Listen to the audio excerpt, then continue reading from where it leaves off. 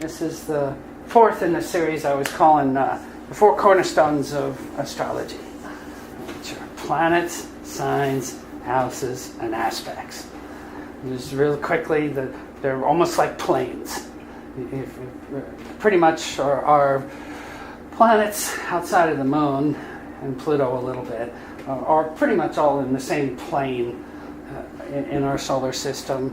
And planets are energies, the planets are then in signs, and I consider signs attitudes. It's the best way I've ever found to describe what a sign is. You have your sun in Aries, you have an Aries attitude about life. It's a filter. And the houses, again, activities. Houses are tied to the earth. The house cusps would be equivalent to like chain link fences going around the earth. From where you're born, those house cusps stay the same. They never move. The whole earth and the house cusps move. That's why it seems like they move through the chart as they move, but they're fixed on earth. And so those are the activities. And tonight is aspects. And the definition of an aspect is the angular relationship between two bodies or two planets, or the sun and the moon, or the generic planets that we call them in astrology. And the angular relationship, this gets into some really good occult, esoteric numerology and physics and all, because it's frequency and vibration, and it's harmony and dissonance. That's all it is. If you were to take the zodiac and lay it on a keyboard, the 12 signs are the 12 half steps in an octave, black and white keys. The 7 visible planets are the 7 whole steps, 7 white keys, and then on and on and on. There's all these mathematical intricacies between everything. And like you have perfect fourths and perfect thirds and minor seconds and things like that in music. If you were to count out those same amount of distances, in between, like a perfect third is so many half steps. If you were to count so many signs equivalent to a perfect third and play them, they would have the same harmonic resonance as a perfect third. And so any distance between notes, just count in half steps, and then start a starting point, and in a chart, and count the same number of signs. And when you play the music, that's the equivalent to what the aspect would sound like, if you were to put aspects into more of an emotional context rather than a mental one. So I always make myself a bunch of little 3x5 cards because I get off on a lot of side topics. So I like to come back and make sure, oh, that's right, I forgot to say this.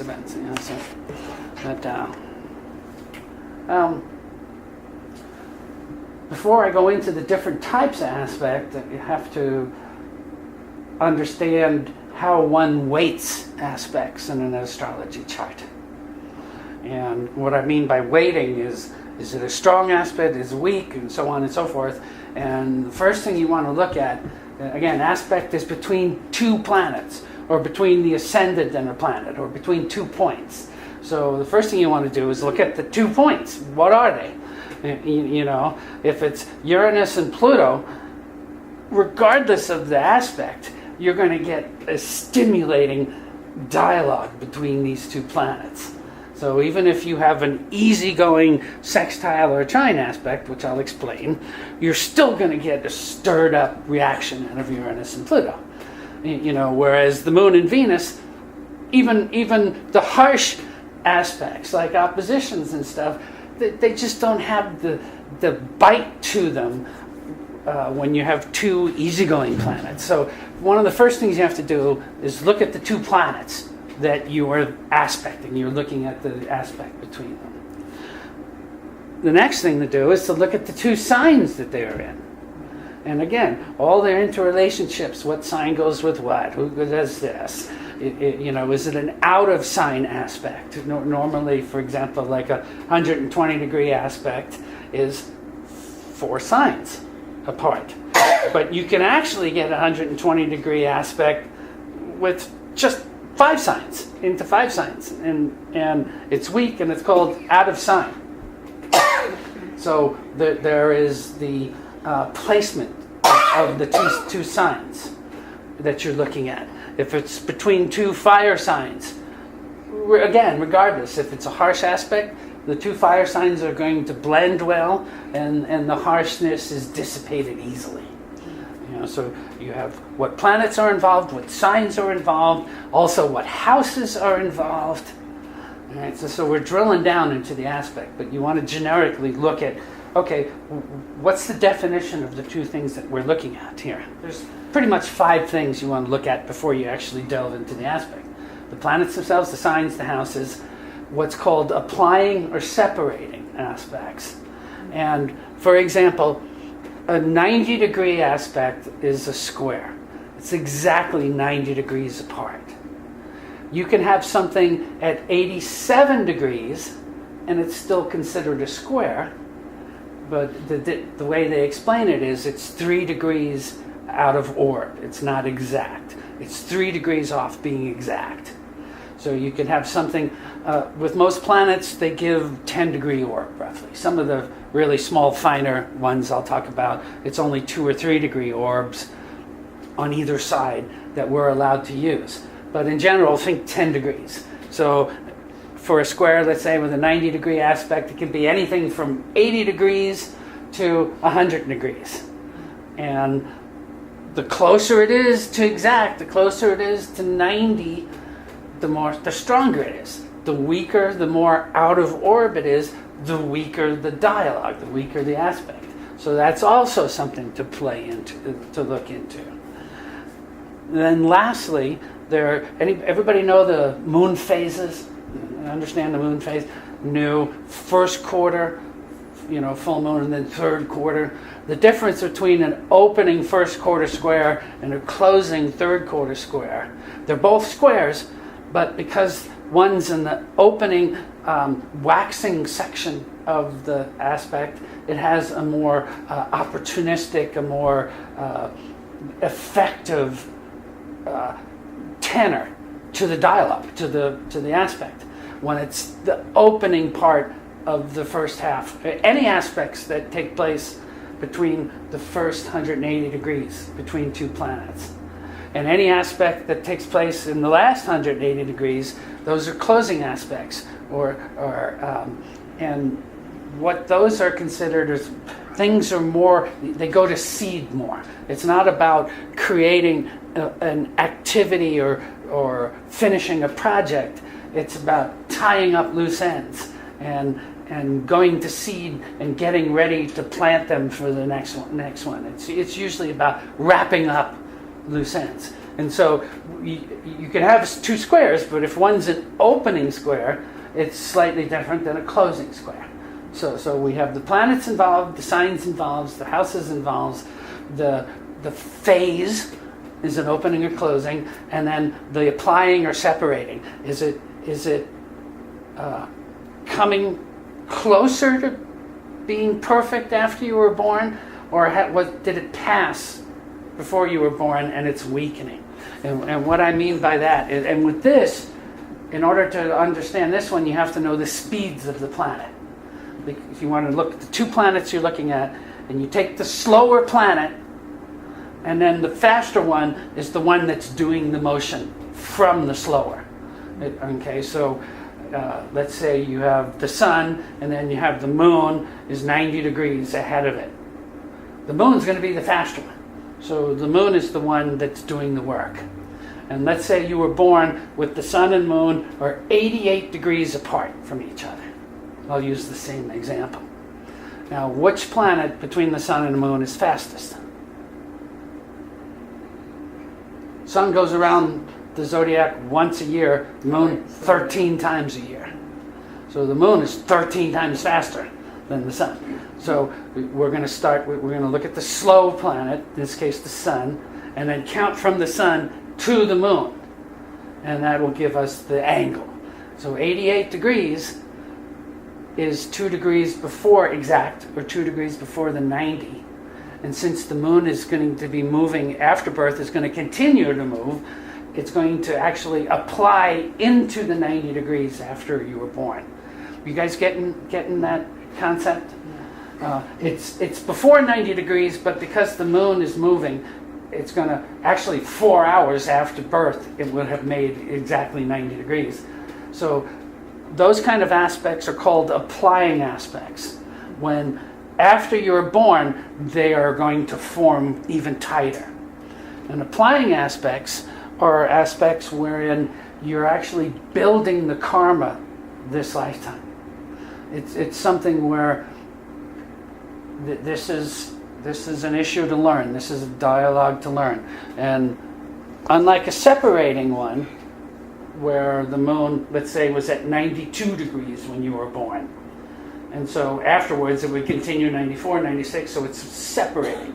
It's weakening. Separating aspects are ones that in past lives they peaked karmically for us. And now what's happening is we're in a way, we're tying up the loose ends from those lessons from last lifetime. Whenever you see separating aspects in a natal chart, those are issues that will wane over the course of the lifetime. It's residual karma. Little and little, it'll get less and less and less. Of course, there are trigger times when they flare up, but in general, less and less and less. The applying aspects are the ones that are the karmic loads that we're dealing with this lifetime. That you want to pay special attention to those, because those are the ones that you're most likely to mess up this lifetime and have to keep doing them until you learn it. So it's this karmic. So any questions on the different qualities, I would say, of the different aspects, even before we get into what type of aspect, just how you grade whether the aspect is weak or soft, tight, irritating, comforting. So you can tell all of that before you even look at at what kind of aspect it is. So, Feels pretty clear. what's that? Feels clear. Yeah. Okay. So applying, separating. Cool. Okay. And again, you have to know. Basically, the fastest thing are the angles. All right, the ascendant and the midheaven, those things are moving 1 degree every 4 minutes.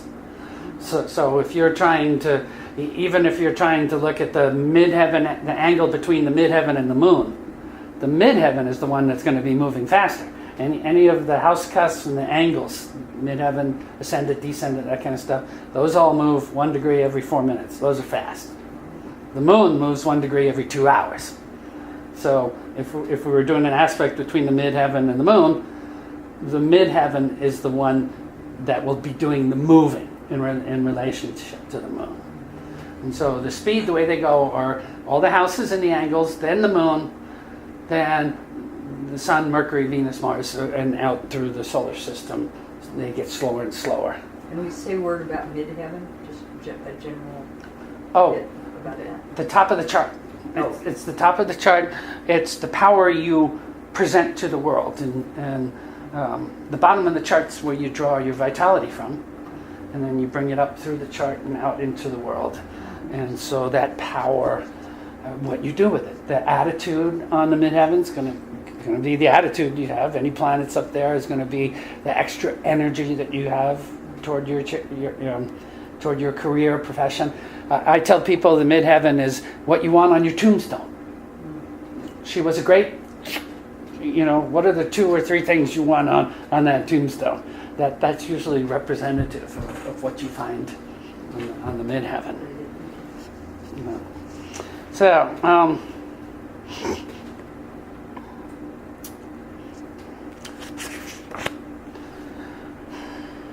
we already talked about that too. So, Ahead of yourself. Yeah, no, I love it if I can just do it all from memory. Like I said, I'll answer a question about midheavens, or I'll go off and tell a story. I have a loaded third house. I can't get away from that. It's just. That's great. So the aspects, this is where numerology plays best into astrology, is the division of the circle by a number gives us the aspects. And just like a 3, what a 3 means numerologically, the aspect that goes with the 3 are trines, and they kind of fit. And so it's the same all the way through. A 1 is a conjunction, and a conjunction is when 2 planets are in the exact same spot. 3 degrees Aries and 3 degrees Aries, or 3 degrees Aries and 5 degrees Aries, but they're within 10 degrees of each other. And so they're conjunct. Now, whether they're applying or separating, you have to look and see which one is the faster and so on. But a conjunction is the division of a circle by 1. When you have those 2 together, there's no other distinction anywhere else in the chart. It's a 1. And the 1, I can see, and the 1 in astrology is very much like the circle. And the circle usually stands for all that is. It stands for God. It stands for everything that can be. And then the symbol for the sun in astrology, we put the dot in the center to show the individuality within all that is. And then that becomes the emblem for our sun sign. Okay, but a 1 is always about blending. It's literally the strongest aspect that you can have. Although most people are not aware of the blending. Whatever 2 planets or 3 planets or 4 planets that you have that are all conjunct together in a chart, a person is usually not aware of the dialogue that's going on between those 2 planets. Because it's so similar. They're so similar, there isn't this duality where you get a reflection and a projection and a response, and it's just blended together. And some of the words that I had come up with was unifying and binding, stimulating, competing, new beginnings. The whole is the blending of 2 things. And whereas it's the strongest psychologically, you're not going to see that. If you're reading a chart for somebody or you're doing a chart, the oppositions and the squares are the things that person's going to be most noticing in their life. The conjunctions, not so much. Especially when we're talking about natal charts. I'm not talking about conjunctions by transit where Uranus comes along and conjuncts your natal Pluto. You're going to notice that by transit. But if you have 2 planets conjunct in a natal chart, very often, until you understand astrology and you start to analyze your behavior, then you see the blending, then you see it, and then you start to become aware of it. But usually in a natal chart, it's the squares and the oppositions that really shine through in a person's little neuroses and issues, that their obsessions and habits and things. You see them in the squares. So oppositions, I would call the second strongest, and it borders on the strongest aspect is an opposition. Because everything in this solar system is dual, masculine, feminine, a positive, negative, this and that, frequency, amplitude, and frequency, and so on, X, Y axes, it's dual. If you have an opposition, the only way you can have an opposition is by cutting the chart exactly in half. You have one planet here, and exactly 180 degrees apart from it is another planet, and that's called an opposition. All right, so it splits the chart into 2 halves, or 2 hemispheres. All right, so an opposition is like the number 2. And again, it has to do with duality and reflectivity and so on. Oppositions really make you become aware of yourself, because even with a conjunction, you're aware of yourself, but with the opposition, now you have a mirror, me, them, what I own, what I don't own, what I project out onto the world, and you're going to see it in the opposition. People who don't have oppositions in their natal chart have to learn objectivity. they're very, very subjective people because they don't have, except for by transits, they don't have the stimulus of an opposition in their chart. And so oppositions are strong. They make you have to look at yourself in comparison to somebody else. The conjunction is me, myself, and I. I am aware of myself. I'm aware of this. And opposition is, oh, wow, there's somebody, something out there. And now I have to interact or relate to that person. One of the things I always say about astrology is it's not 12 signs. It's 6 axes or 6 oppositions. The sign that's opposite a sign is always the complement. It's always the antidote to, you got Aries and Libra, they're opposite each other. Too much Aries, how do you soften it? By adding Libra, the exact opposite, the opposition, the complementary. So with oppositions, the idea is to not be on the seesaw back and forth, back and forth. You want to try and level it off to the point where you're in the center and you're never pushing too far to one side or the other. And so oppositions, the phrase I came up for it was manifestation through extension. You become aware of other things outside of you because you've extended your consciousness into those things, and now you're looking at them either in a mirror figure or again in a projection aspect. I'm not that, they did that, and in the astrology chart, especially when we look at the 1st to the 7th house axis, the left side or the 1st house side of the chart, we own it, we love it. That's what we want to do. We are willing to acknowledge that the things that are on our ascendant and near our 1st house, yes, that's us.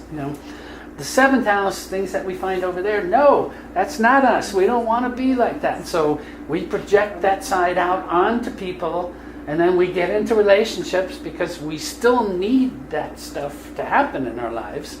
Just because we don't want to do it, but what we end up doing is we give it off and contract it to people, and then those people form relationships with us, and they're the ones that do our projection or our opposition. So you see oppositions in the chart, it almost always takes another person learn the most from it, even in a natal chart. Even if it's, Mars opposite Pluto in the natal chart. It's going to take somebody coming in and playing the part of Mars or playing the part of Pluto where you're finally going to get what it means for you in your personal chart. Other things, me, you, masculine, feminine, positive, negative, yin, yang. The separation of self, division, projection, again, 2, the number 2. And this is actually ruled by Mercury. I originally had thought it was ruled by Venus, but it's not. It's Mercury, because it's the mind separating itself from itself and implanting it in other things, and then having a dialogue back and forth between the two. Remember, aspects are dialogues. It's how these two different things are going to communicate. Are they going to communicate well, harshly, unconsciously? All these things we can see in the aspects. It's the opposition is the first time we're aware of another. Familiarity. If it's a negative aspect, there's often a lot of discomfort and uneasiness and conflict and extremism back and forth and so on. And when it's more of a positive aspect, there's cooperation, there's mediation, there's moderation, there's this complementary energy that happens when 2 or more people get together in my name, so to speak. The 2 together become something more than just the 2. How else did I put it? Receptive, supportive, diplomatic, and cooperative. That would be a more positive opposition. So, any questions about oppositions? What that means in the chart? Just seems like everything is complementary to everything else. Everything has an opposite. Everything has, and it's such a complete system, totally conscious, amazing system. In this galaxy, absolutely. Yeah. Nothing exists without its opposite. Mhm. You know, there's nothing that's still. It's always moving, and if it's moving from one pole to another. You know, so whether it's the sun and it's rotating around the sun, or whether it's whatever. And also, since things are moving, things are always making music and making noise. If something's moving, it's creating a sound in this universe. You know, so the music of the spheres, all of that stuff, that's all built into there. And the opposition is the main one that it doesn't harmonize, it nullifies whatever you have. The opposition is automatically going to cancel it out, and the idea is to make it one again. You know, when you have two planets in a conjunction, you have two of the same frequency, and they do more than double the energy. It's like a squaring of the energy as compared to just doubling it. And so you get a much stronger effect with the conjunctions, again, when they're both in the same area of the chart. But because they are so familiar in our consciousness, we're usually not aware that the conjunction is happening. We just, Mars and Saturn together. We just believe that, we're not really sports types. But it doesn't say why. It's just that's Mars and Saturn together. It's not the idea that I'm really sports oriented, but I keep on getting restricted, or I can't put the two of them together. It's just it automatically blends before we even become conscious of it. In oppositions, there is a consciousness in it. We become extremely aware of that other thing, that other person, that other opposing image. So. And that's the 1 and the 2. And if you know anything in numerology or any of the Trinity stuff and all that, and masculine and feminine and this and that, it's just the 1 and the 2. The whole or the two halves. And oppositions are 6 signs apart. And a sign, remember, a circle's made up of 12 30-degree segments. 360 degrees in a complete circle. So an opposition would be anything 180 degrees apart, and if we give that 10-degree orb, it could be anything from 170 degrees to 190 degrees, roughly speaking. And again, the closer it is to exactly 180 degrees, the stronger the aspect. If it's applying or separating, that'll give you strength, and so on. The 2 different types of planets, the 2 houses, the 2 signs that it's all in. And in an opposition is always a full moon phase. So you're not going to have a first quarter or third quarter phase with an opposition. You always just have the full moon phase, which is you become aware of the fruits. You become aware of what happens when you add a second personality, or in the case of the sun and moon, the light and the dark. So there's a lot of esoteric stuff woven into this, which I'm just hinting at. I'm not really expressing too much, but with oppositions, there's that whole thing about opposites attract, and then there's also in psychology, the oppositions are just like your worst nightmare, because it's everything that you don't want to own, so you project it out onto the other person, and they're it. I didn't do it. They did it. The infamous they. So that's the 1 and the 2, the conjunction and the opposition. And you can do this 1, 2, circle divided into 3, circle divided into 4, 5th, 6th, 7th, 8th, 9th, all the way up to 12, basically. And that's how we use astrology. And each of those divisions have certain dialogues or certain ways that they're going to communicate. The next one would be the division of the circle by 3, which would give us how many degrees? 120. 120. 4 signs apart, 30, 60, 90, 120. Exactly 4 signs apart. Trines, like the Trinity, like the number 3, it's the combination of the 1 and the 2. Trines in general in astrology they're ruled by Jupiter, so they're opportunistic. But like Jupiter, they're the kind of thing where you could take it for granted. It's like you didn't have to work for it. Okay, so I should just have it. And so, with the least amount of work, you get these gifts or events or opportunities or efficacies that happen in a chart. And to explain this a little better, I want to go back and talk about what it means when I see lots of trines in a natal chart versus lots of squares in a natal chart. And this is just the natal chart. Right? When I see lots of trines in a natal chart, an old teacher of mine used to call them trine babies. And what it basically means is you got eight trines and only 2 squares. 2 squares and no oppositions. There's a certain, it's almost like a silver spoon. The early life was opportunistic. It was easy. Things just flowed. Jupiter was just doing its thing, and abundance was the name of life. And what ends up happening is there's no tempering that happens in the person's life. You know what I mean by tempering?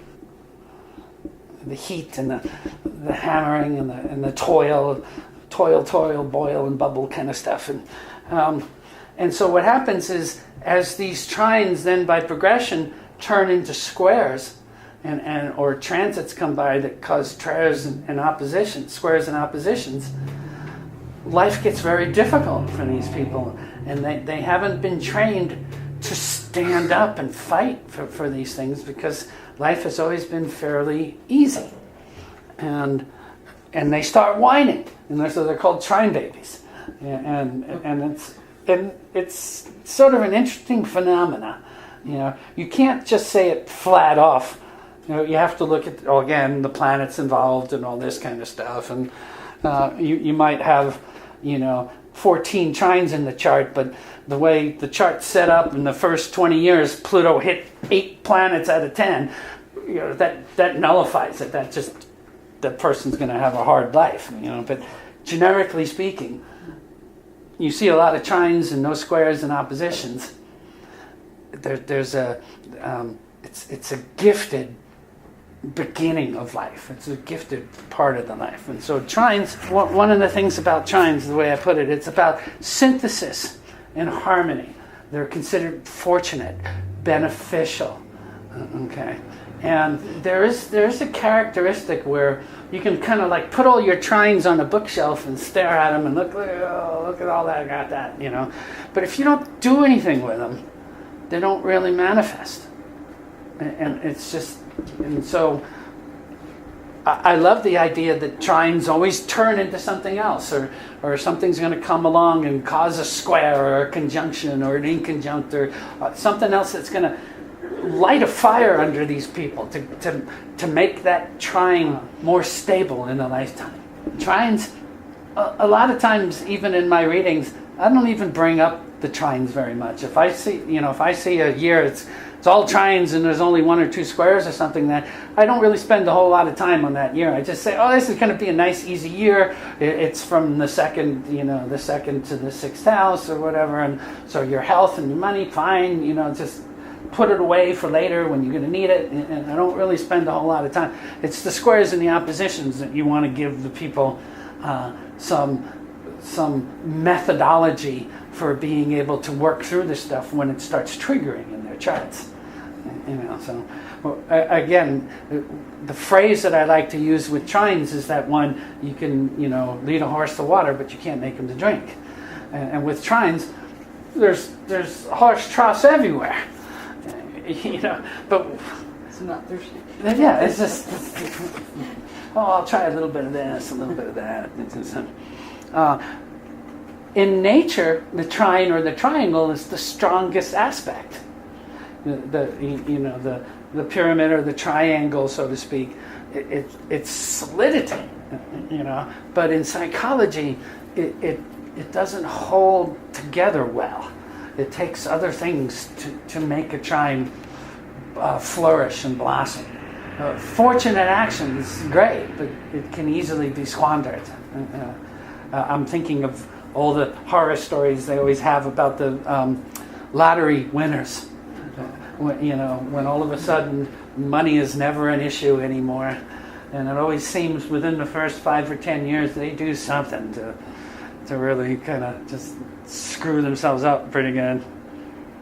Statistically now, not everybody, but adaptability and indifference to responsibility. Indifference to responsibility is one of the negative things about trines. Again, there's a silver spoon. Why do I have to do it? Somebody else will do it, or the servant will do it, or I got money, I'll have somebody pay, and they'll do it. And so the negative side of a trine is you're unable to compensate for the things that you're given. You don't do anything to shore it up. You don't do anything to back it up. There is also, when we're getting into trines and oppositions and things like that, this is sort of outside, this is more advanced astrology, but if you have a containment trine or a containment opposition, and what that means is, in a containment trine, everything in your chart is within those 120 degrees.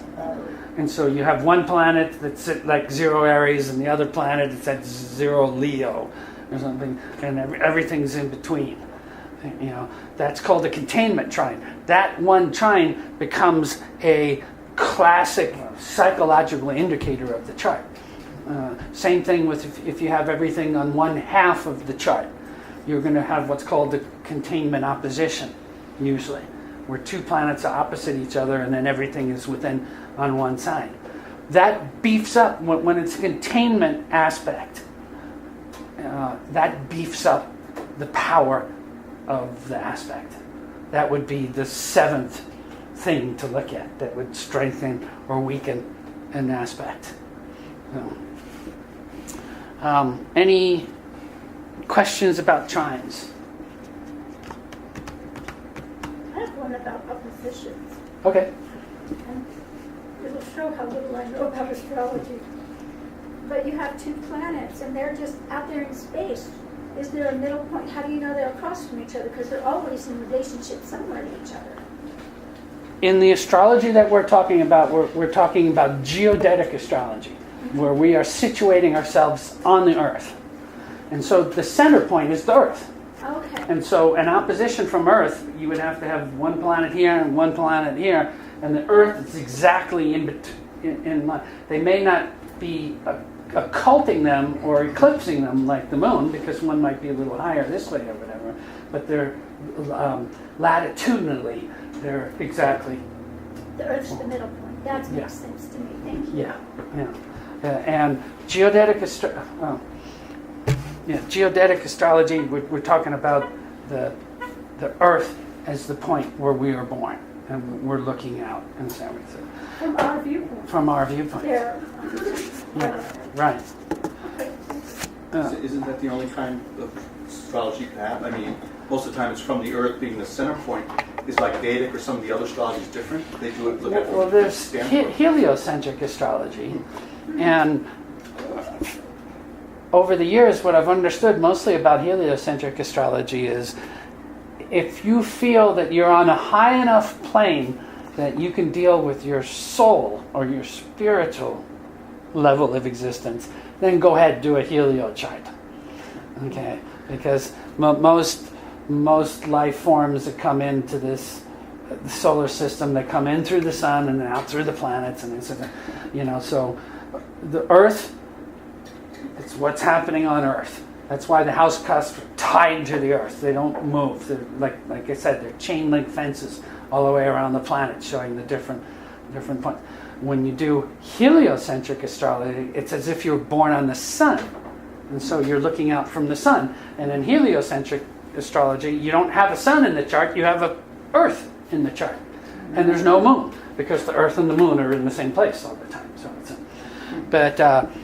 that's a real high level of spiritual advancement, and I've rarely come across anybody, honestly, that when I've done heliocentric astrology charts with them, do they really fully resonate with it, because it's rare that anybody ever gets that high in the Earth plane.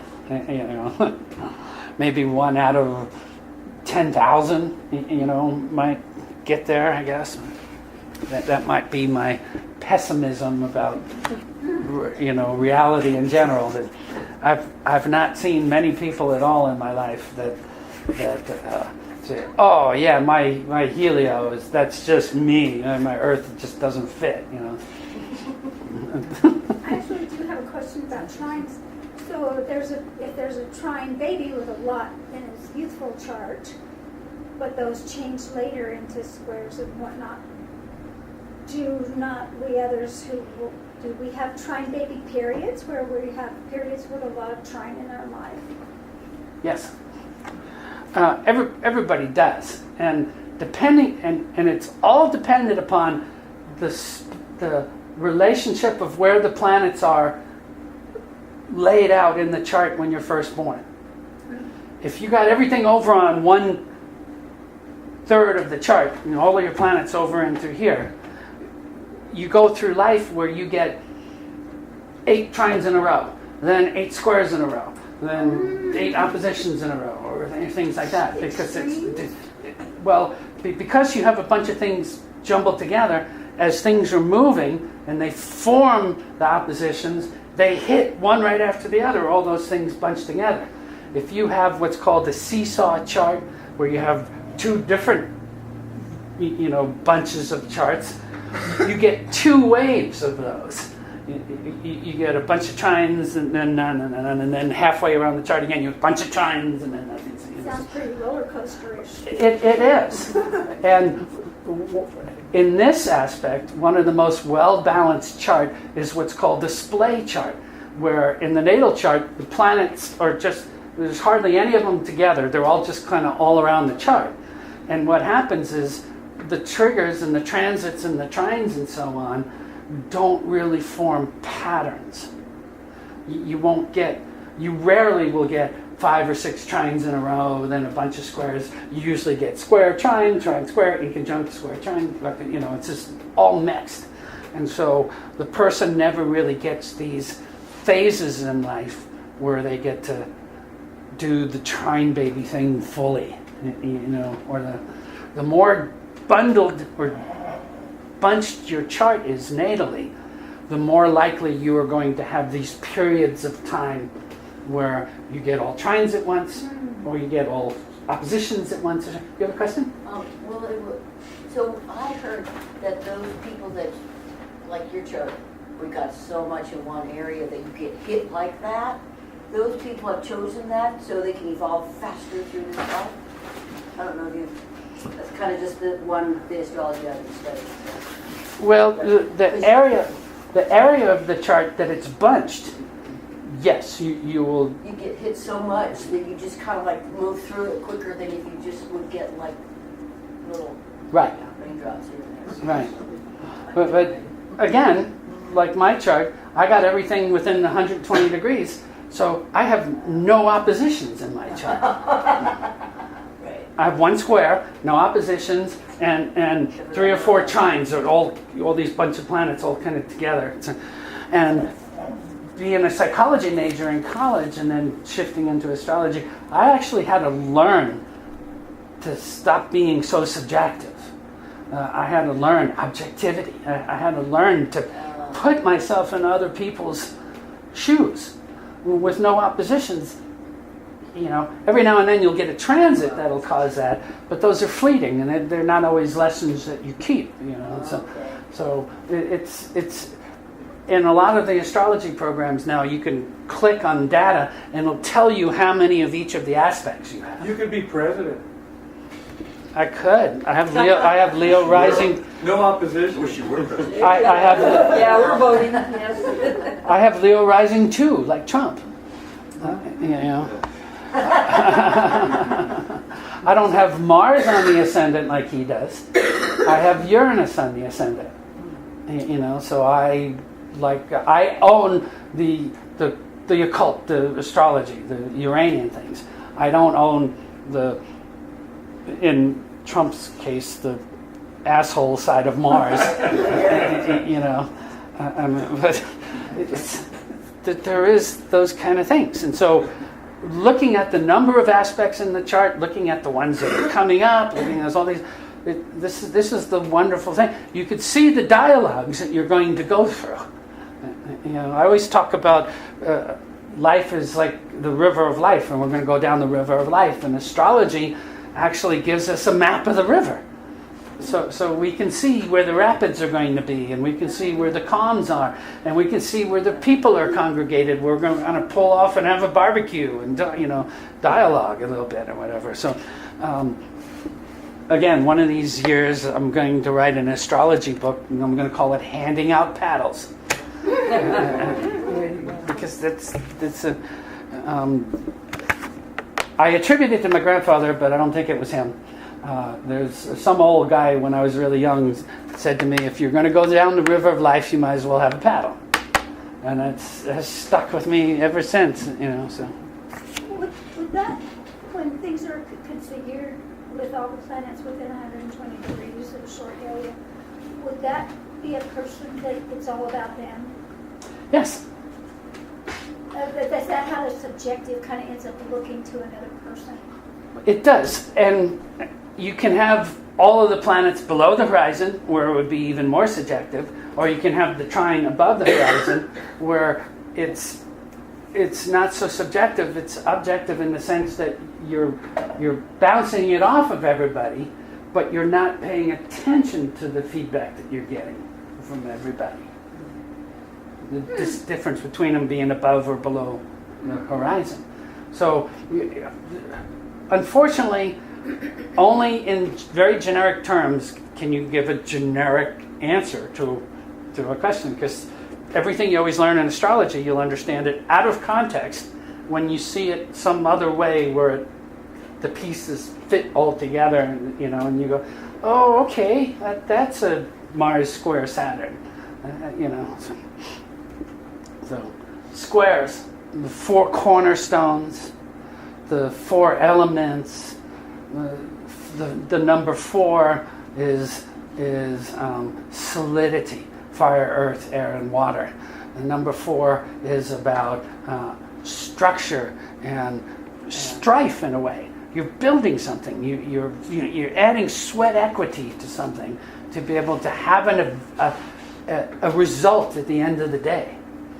And so squares are 3 signs apart. All right. Whereas a trine, when you have a trine which is 4 signs apart, you're always going from the same element to element. From Aries to Leo. They're both fire signs, and they're trine apart. With squares, you get mixed. You get what's called the same. You get cardinal, fixed, and mutable stuff that's the same, but the elements are off. They're always 2 different elements. And with squares, you can have an opening square, and you can have a closing square. All right, and the opening square would be like a first quarter moon.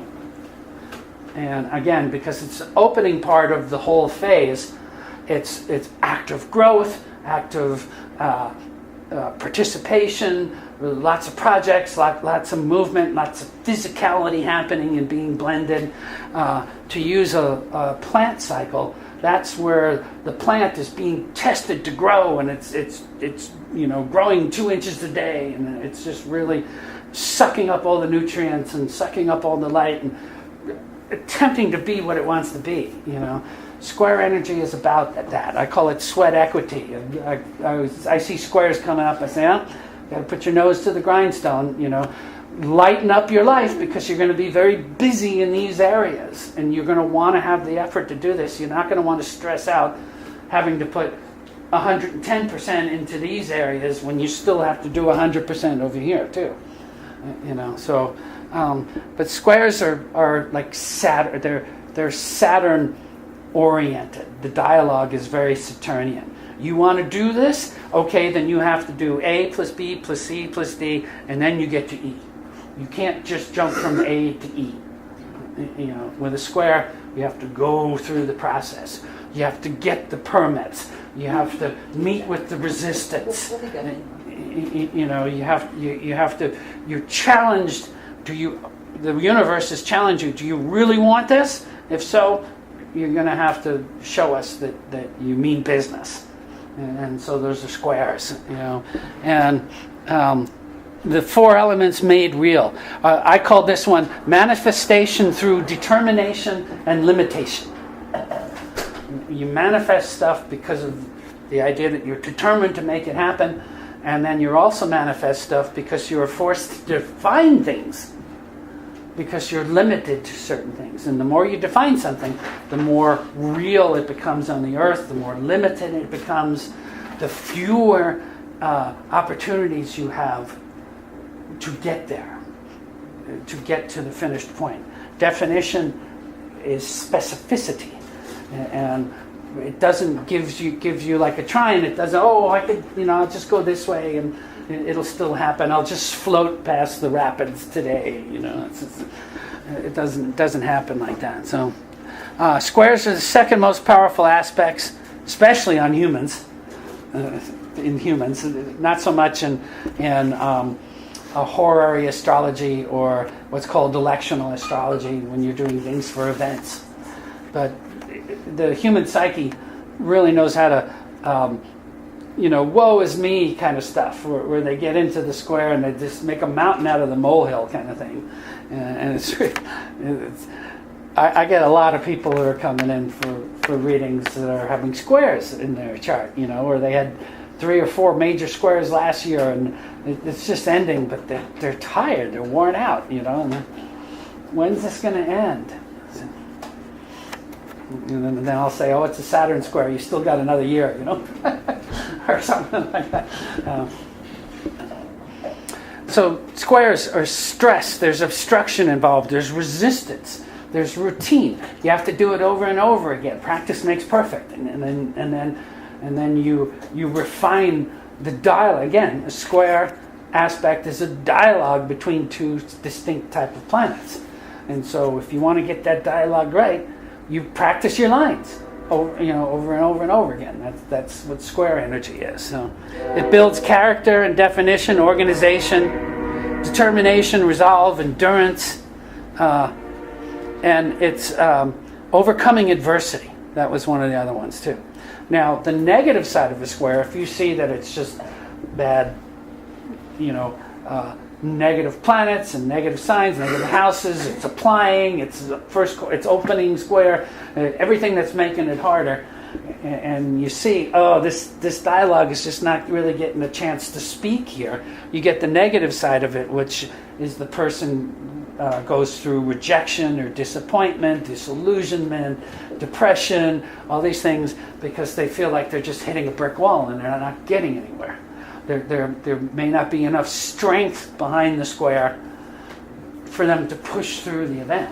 Do people understand what I'm saying about that when I'm saying squares can have power to them in the sense of driving you to do stuff? And that's what you mean by strength behind them? Yes. Mm-hmm. Yeah. How powerful is the dialogue? Are they shouting at each other, or are they not paying attention to each other at all? Endurance. Squares force one to understand the concept of what endurance means. The phrase I love the most is sweat equity. You're going to have some elbow grease in there, and then the squares. But squares are very formative. They create things. Unlike trines, which kind of just hand them to you, squares, you have to work for them. And so usually the things that you are given or make happen under a square, you appreciate it way more than what you get under a trine. It's a lot like the issue that comes up, should I charge for readings? Or how much should I charge for a reading? And there's this issue where I've noticed when I charged very little, fewer people paid attention to what was going on, and fewer people got any value out of it. It was just and we started making it a little bit more. You could just see it. It was an unconscious thing. People were paying more attention. They figured there was more value in it. I was posting something on Facebook a while back, and a lady came on there and says, do you give free readings? That's all she said. Eh? And so I answered back, I says, yes, I do, but not to people who ask like that. You know, end of story. Didn't hear anything back from her. You know, but when I hear people who don't ask for stuff and they're, oh, well, you know, I have to get my money together to make this happen, and I got schooling I got to pay for and stuff. Here, you know, let me give you a discount. You know, that, you know, and then people appreciate it. You know, but there's something about when you work for it, when you do the square energy yourself, you value the outcome. You feel like you accomplished something. You know, so squares are major movement dialogues in the chart. They really make you have to face different parts of yourself. Again, remember what we're talking about mostly here is natal dialogues between two natal planets. Okay, so if you have a grand square in your chart, so like your life is like that, you're like immersed in that sort of energy. Yeah. Like your whole life was meant for that kind of. Now, the nice thing about a grand square, it's 4 squares, right? A grand square would be 4 planets 90 degrees apart. So there's 4 squares, but there's 2 oppositions also. And the oppositions allow an integration that's not available just to the square energy. So grand square, or what's really called a grand cross, or grand cross, those, it's at least 40% of your chart. It's at least 4 things out of the roughly 10 things we look at. So almost half of your chart is usually involved in this dialogue, and it's almost like a steam engine kind of energy, where you're constantly stimulated to want to continue to the next level and break past this boundary and so on. But with the oppositions bring Mercury into the picture. It's not all Saturn. Squares are Saturn, but the oppositions bring Mercury in. And then with the Mercury, there's an understanding that takes place that doesn't happen in just flat out squares. Does that? Yeah, it's good. Yeah. Okay. And the way I'm weaving the different aspects together and all, over time, when you play with this stuff, you'll see these kind of things. You'll but for now, just go with the one thing. You're just looking at the one dialogue between these 2 planets and break it down. You know, what are the planets involved? What are the signs involved? What are the houses involved? What's the phase of the angle? Or is it applying or separating? And what's the orb? Is it weak or square? I mean, is it weak or strong? And so on. And then you factor all of these in. Then you look at the dialogue itself. Is it a trine? Is it a square? Is it a conjunction? So squares. What else about squares? I think I covered everything I wanted to on the squares. And it's like the number 4. So the next one, division of the chart by 5. Anybody good at math want to tell me what the angular degree is?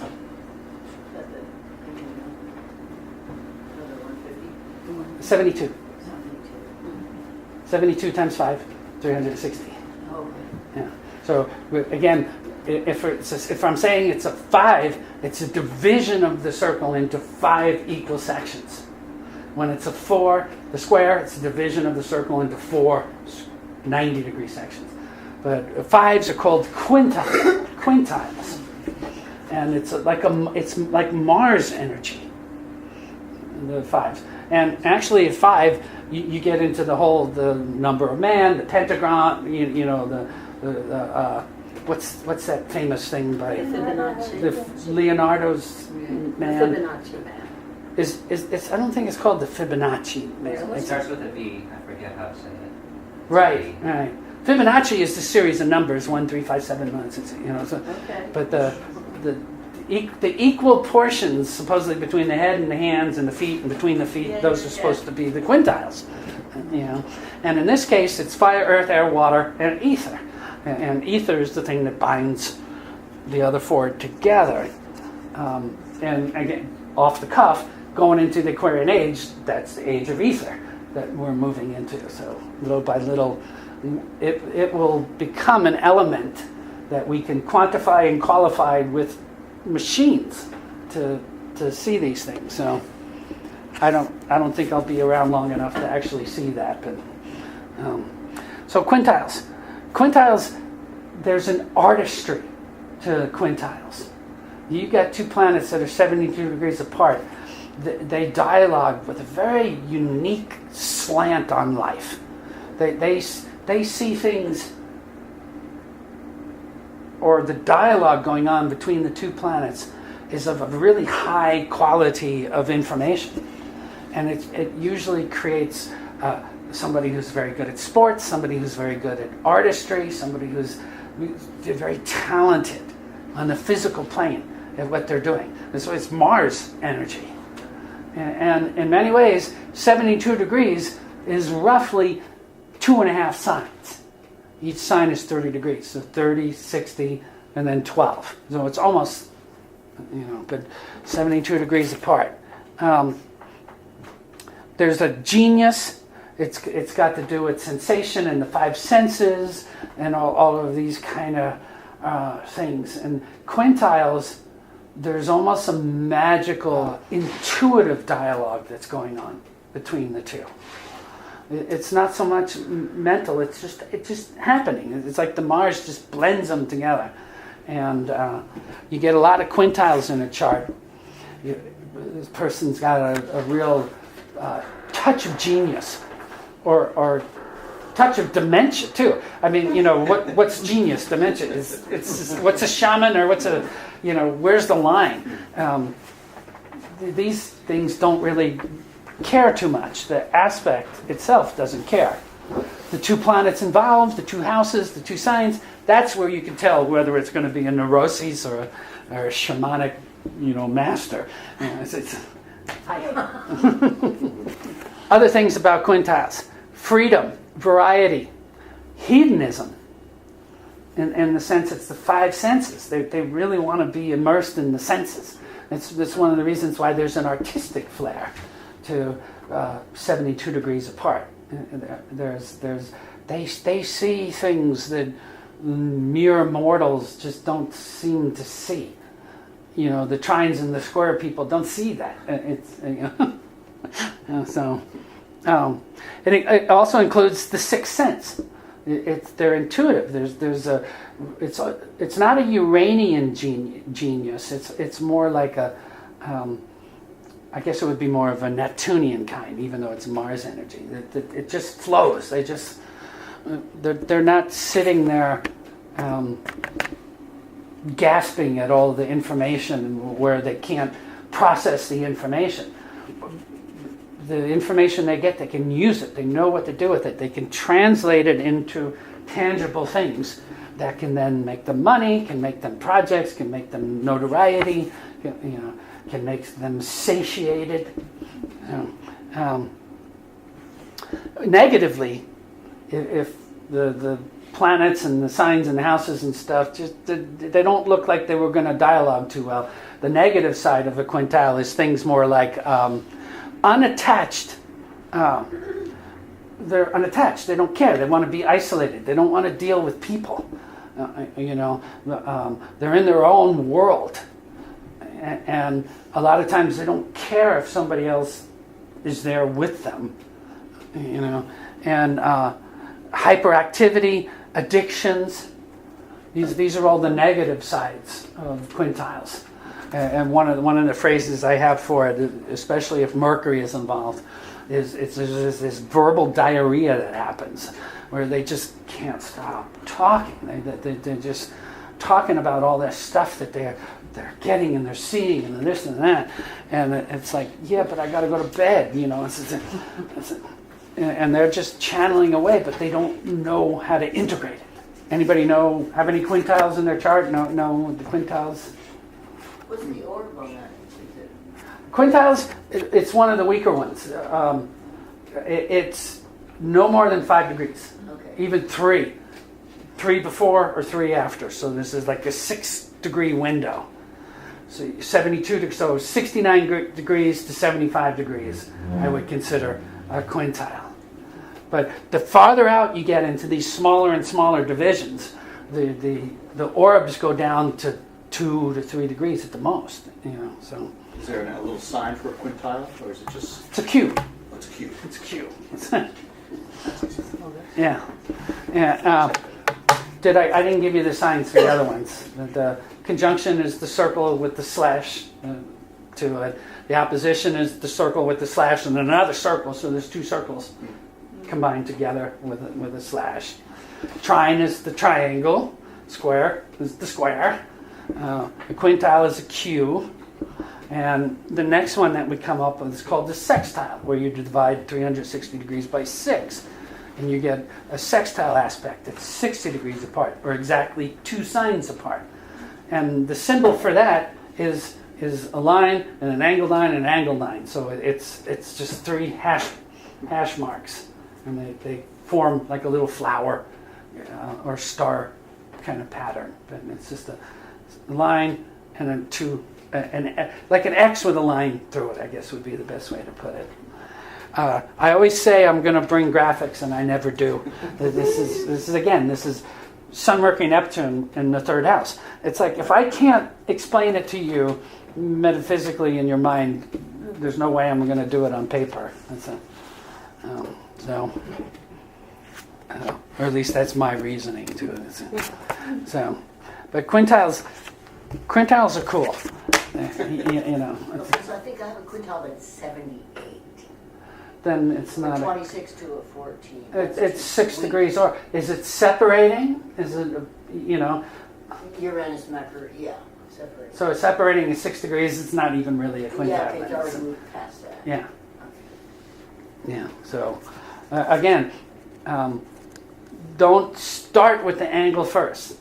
Start with the 2 planets involved. Start with the 2 signs that those 2 planets that you want to look at the dialogue between them. What signs they are, what houses, what phase they are. Is the faster one of the 2 in the first 180 degrees or the second 180 degrees? Is it opening or a closing phase? That's important stuff, as I mentioned earlier on. So sextiles, or a hexagon in the chart. Okay? And sextile, a grand sextile is similar to like having, you have planets 60 degrees around 6 points all the way around the chart. And what you end up is you have a trine one way and a trine the other usually. So you have like a Star of David. And that's called the grand sextile.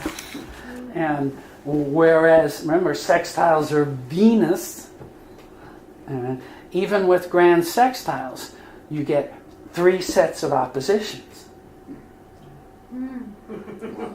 Not necessarily desirable. No. Well, again, with the Venus, you might be right. It's probably less desirable than not. But what I like about it is you got 6 Venusian aspects all the way around. So the chart is just heavy Venus emphasis, heavy Venus power, regardless of the planets involved. Just having those sextiles like that, or Venus. And Venus is not always the most get up and go kind of energy.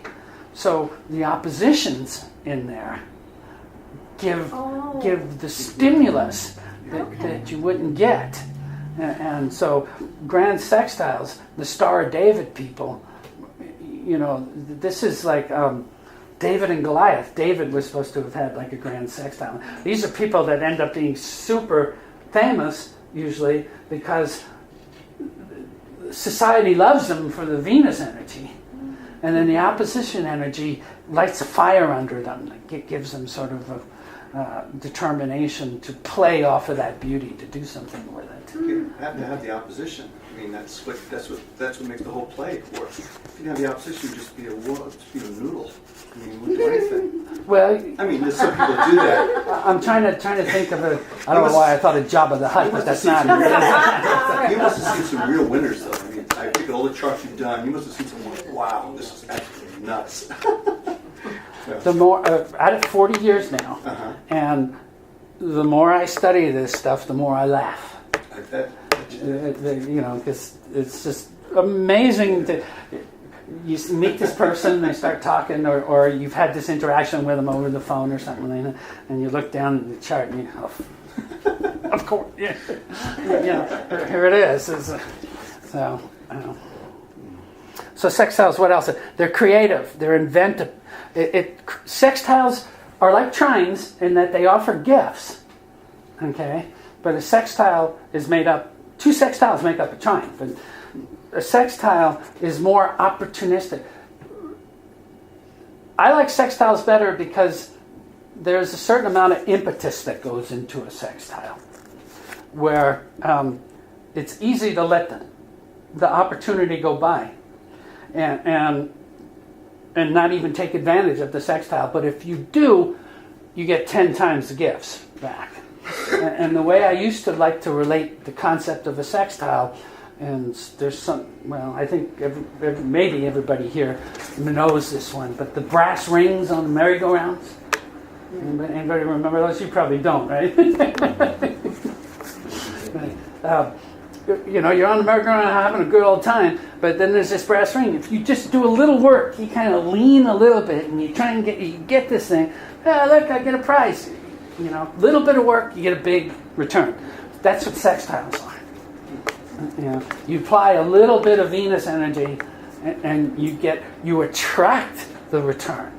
Remember, Venus energy is about attraction. Mars energy, the quintiles, you're going out and you're doing it. Venus energy, you attract it to you. There's an expressiveness. There's a congeniality. There's a social function to it. Healing, educating, supportive, accountable, dependable. These are all definitions that I use for what a sextile is. Exactly 60 degrees apart. Now with sextiles, the orbs, 6, 7, 8 degrees at the moment. So 60 would be exact. So 52, 54 to 66 or 68 degrees apart. And those are sextiles. And, what else? The brass ring. Adaptability and sustainability.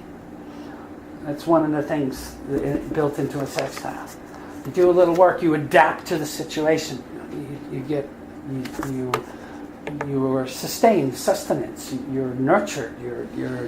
There's a flourishment about it. Sextiles. Negatively, if you have, let's say, what would be a good function, like Uranus and Saturn. Uranus sextile Saturn. The sextile, even between those, even though it's a Venusian aspect, Uranus and Saturn just don't get along with each other very well.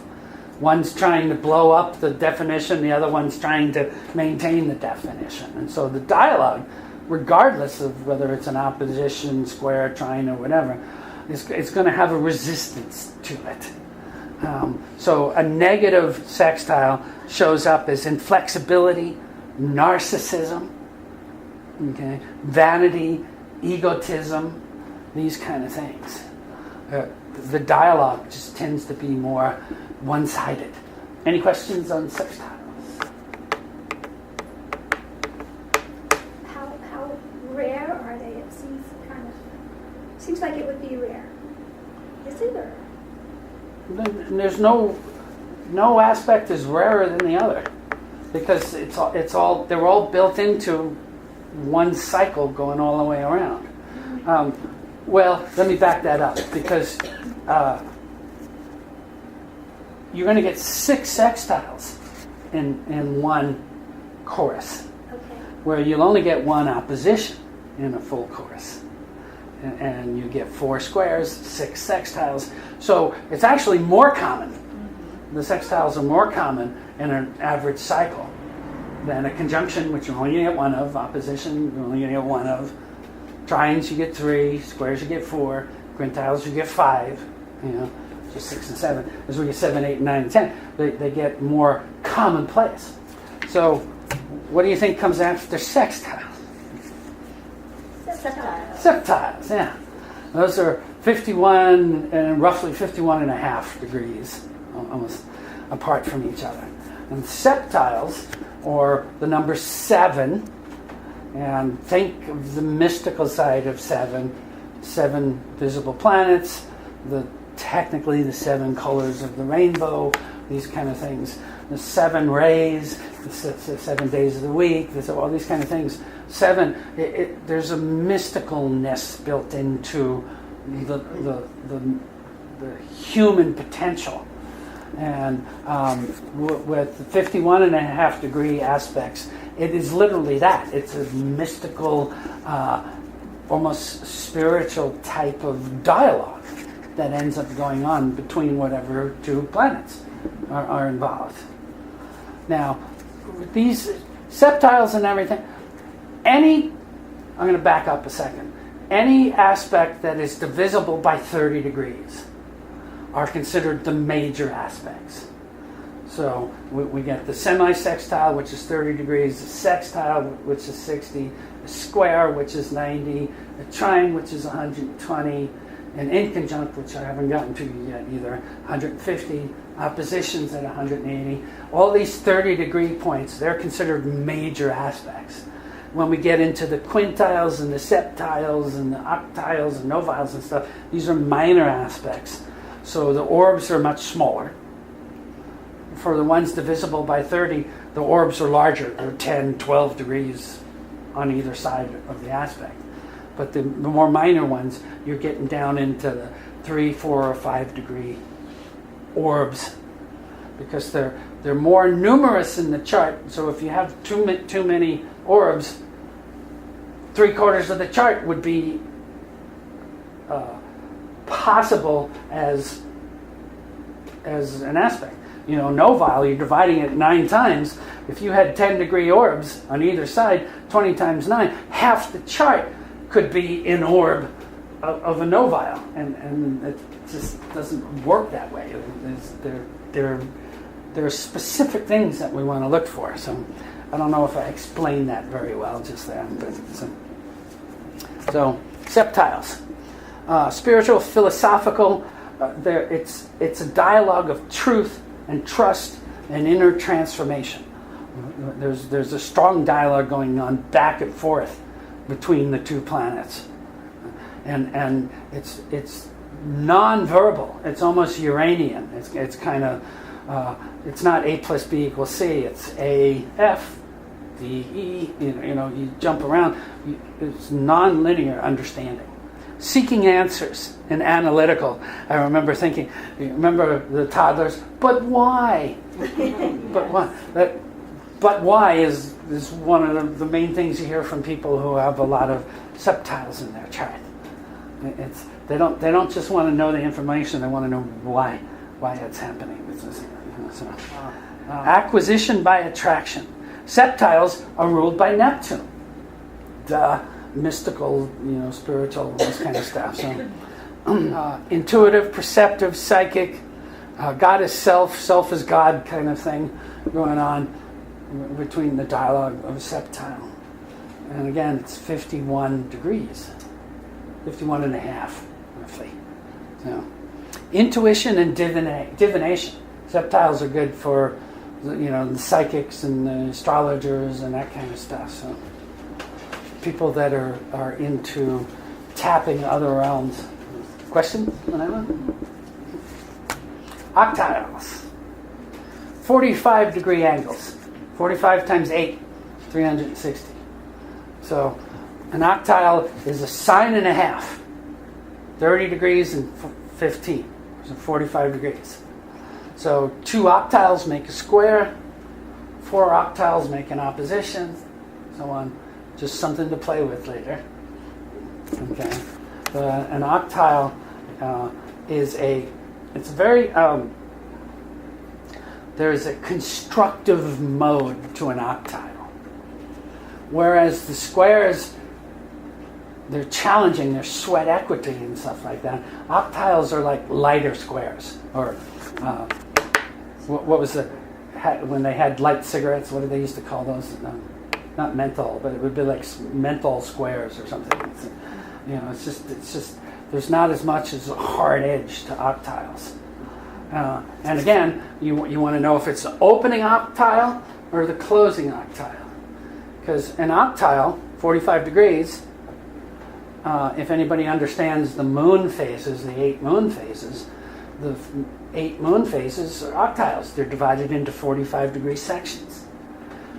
The first 3.5 days of a moon, it goes through 45 degrees. That's considered the first phase of a full moon.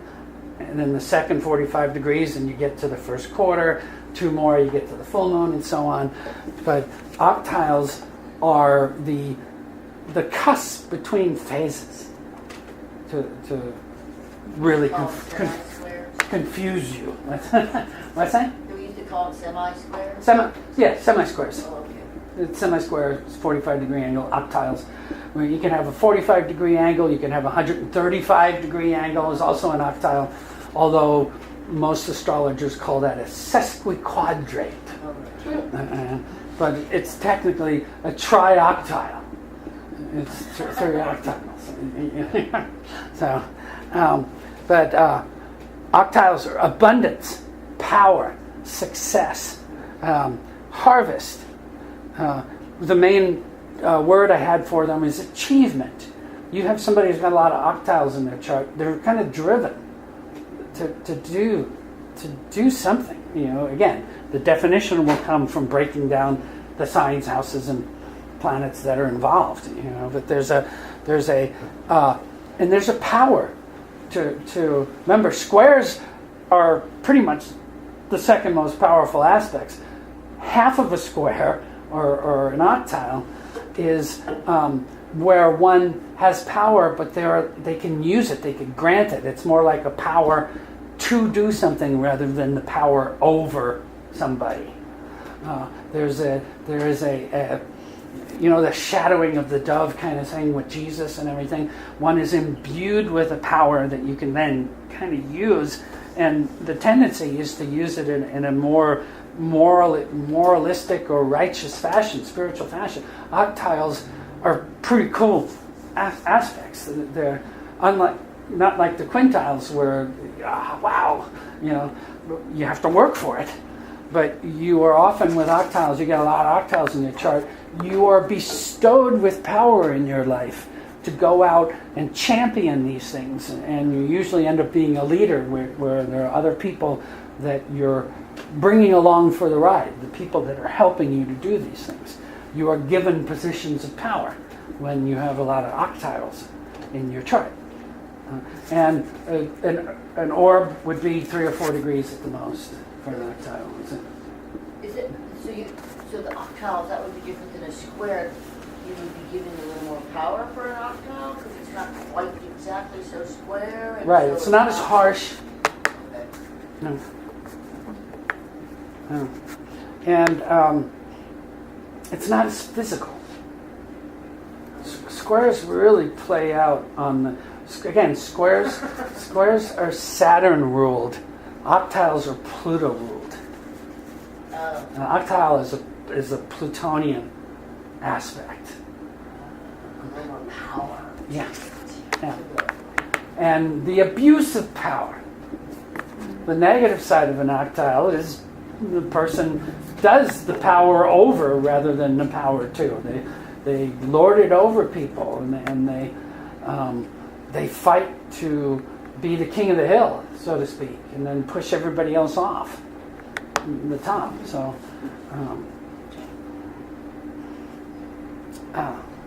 what else? Power to do.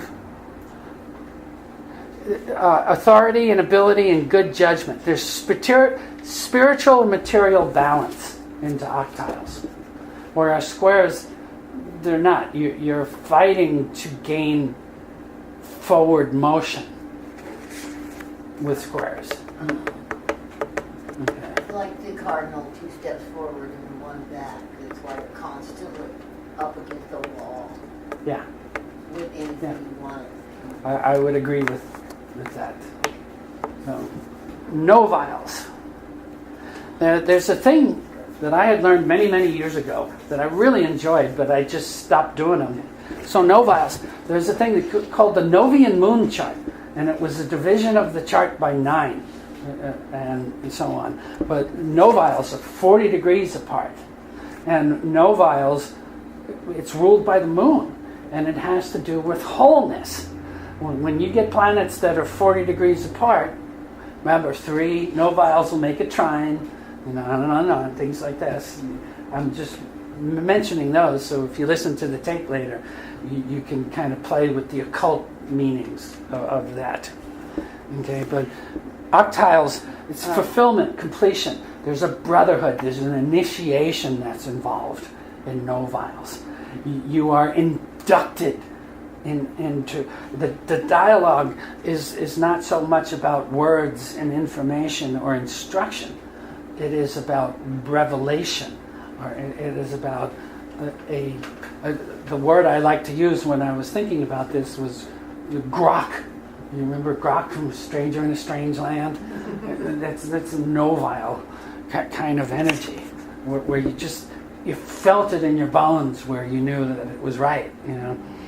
Integrity, it's love, interrelationships, soul path. There's also professional focuses. You see a lot of noviles, and you look at the dialogue between what 2 planets, they often lead toward what the path or what the profession is. From a soul path, from a soul point. Not the job that you have to make money, but the soul profession that you're here to do, whether you get paid for it or not. It's something that you want to do. Noviles are about redemption and ministration. People know what the word ministration means? Service and realization is the moon. Remember, the moon's about nurturing, taking care of, protection, these kind of things. So, if anything, even if you just remember, okay, novile, they're ruled by the moon. Saturn are squares. Sextiles are Venus. Quintiles are Mars. Oppositions are Mercury. If you just remember those things, anytime you see an opposition, say, okay, think Mercury. What does it mean to have 2 planets in a mercurial dialogue back and forth? How's that going to sound? So that's pretty much. And there's also the dodecahedron, or the dodecasile, or it's really called the semi-sextile when it's 30 degrees, and an inconjunct when it's 150. But they're dodecasiles, and there's 12 of them times 30, and those ones are. I never really use these ones at all, but it tends to be problem solving and changes. It's half a sextile. So they didn't really have a whole lot to give on these things, but it's on its negative side, it's indifference, and you just don't really care. And on its positive side, you always can figure out the answer. It's one sign apart. When you play 2 tones one step apart from each other, and the sound wants to push apart from each other. They want to go in opposite directions. There's sudden rearrangement that takes place. So that's the generic thing of aspects. The other thing to play with sometime, go online and look at the geometric patterns that these things make when you play a Mars note, or you play what would be considered a sextile on a piano, and you hit it for long enough where they have the filings on a piece of paper and it forms into geometric patterns. Even the patterns match, whether they're Venus or Mars or this, they show up as visual representations of the harmonizing frequencies that happen. I mean, it's just really amazing. Music, art, iridology, reflexology, acupuncture, all this stuff, numerology, it's all, another side of the same coin in this stuff. So it's just the terminology we use. It's beautiful how it just shows the wholeness. It shows you've got to go around the cycle, and when you do, you've got it. Yeah. So that's the meaning for aspects. That's what an aspect is. It's the division of a circle by a certain number, and then applying psychological and sociological attributes to the dialogue that it makes. Again, aspects are dialogues. That's awesome. Thank you so much. That's a lot of insight. You're welcome. Now, probably in another month, all 4 of these lectures will be on my website for people just to